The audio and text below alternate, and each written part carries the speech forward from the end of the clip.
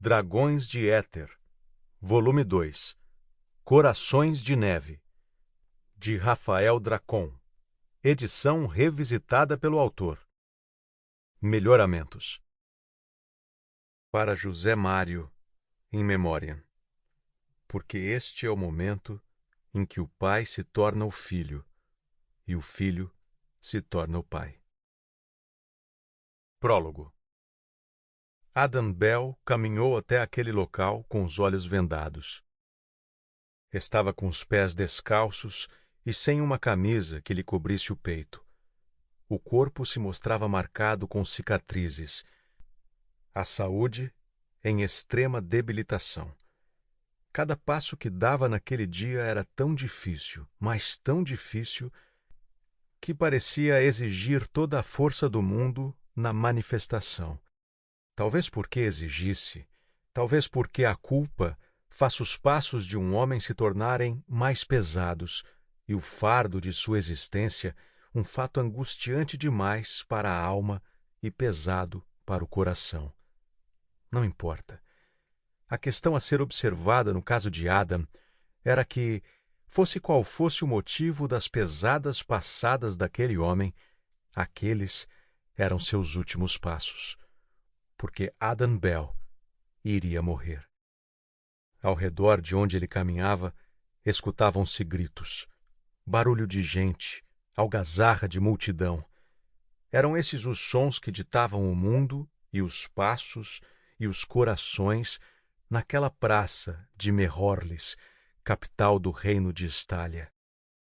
Era assim que o povo estaliano encarava o fato de ver um prisioneiro condenado caminhar de olhos vendados para a execução pública, onde seria morta a vida e os ideais que coabitavam o mesmo corpo. Talvez alguém sentisse pena daquela condição, mas era difícil achar quem tivesse pena de um criminoso.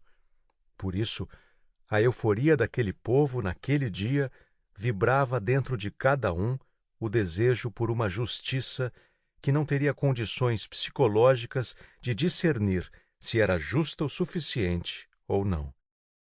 Pois cada passo que um homem dá em direção a uma morte não natural é um aviso à humanidade em que ele está inserido de que toda ela falhou em algum ponto.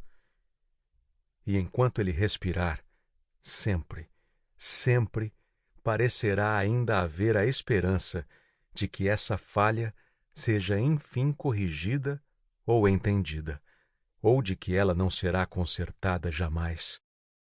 Adam ouviu a marcha de seus executores. Ele tinha medo, como todo homem, mesmo o que não demonstra, tem diante do fato. Mas, com a venda nos olhos e tendo apenas seus pensamentos para imaginar o futuro incerto, por mais difícil que possa parecer, ele ouvia uma música em seus ouvidos. Era uma música lírica, poética, tranquila. Talvez a música perfeita para uma pessoa realizar uma boa passagem, se alguém um dia já houver tido a intenção ou a pretensão de criar uma música assim. O sol, detrás de nuvens de tom cinza, estava se pondo ao fundo, e tochas estavam sendo acesas. Tambores começaram a ser tocados, e se tambores foram levados àquele local, dá para se ter ideia de que aquilo era tratado como um pouco mais do que uma simples execução. Ele subiu degraus de madeira e caminhou no que parecia um andar elevado. Escutava a multidão ainda mais próxima. Escutava de frente. Sentiu alguém atrás de si segurar o nó de pano que lhe cobria os olhos para destampar-lhe a visão. O nó foi desfeito. A venda foi retirada. E Adam viu. À frente dele havia uma multidão de plebeus ansiosos.